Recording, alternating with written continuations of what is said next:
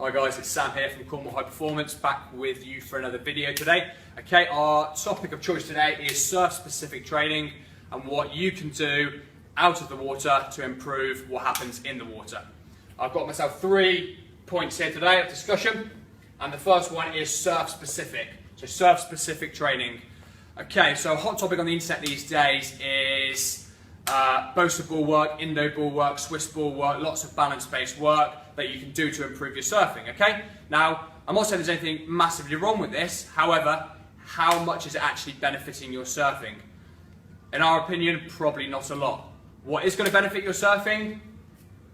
Surfing itself, okay? So for us, here at CHP, if you want to improve your surf-specific performance, you need to be in the water as much as possible, improving the qualities that are required to surf. So the proprioceptive qualities, coordination qualities, etc., etc.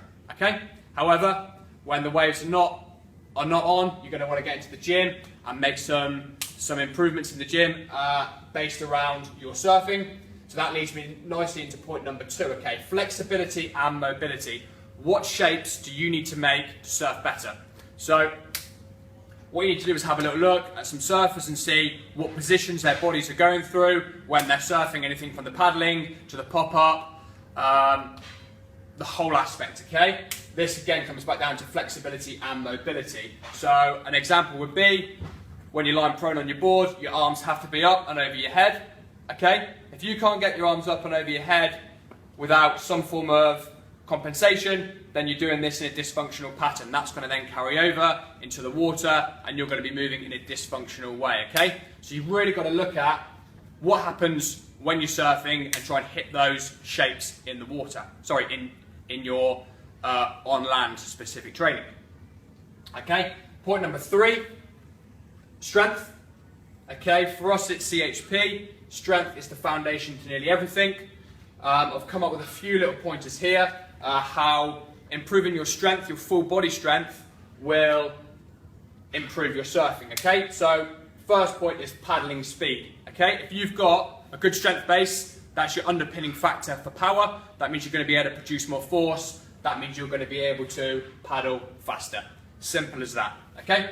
Point number 2, turns and, if you're good enough, aerial maneuvers, okay? So, bottom turn, top turn. Again, you want to be hacking out loads of water, loads of spray. You've got to have that underpinning strength to then benefit the power so that you can do these specific turns. And again, on the maneuvers, it's exactly the same, okay?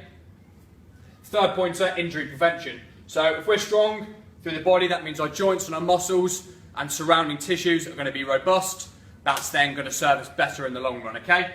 If we're doing maneuvers or some sort of turn and we're popping off the top of the lip, or we're landing 180s and things like that, we need that strength base there to be able to absorb that force, okay? So that's really going to lead in to injury prevention, okay? So force absorption as well in there.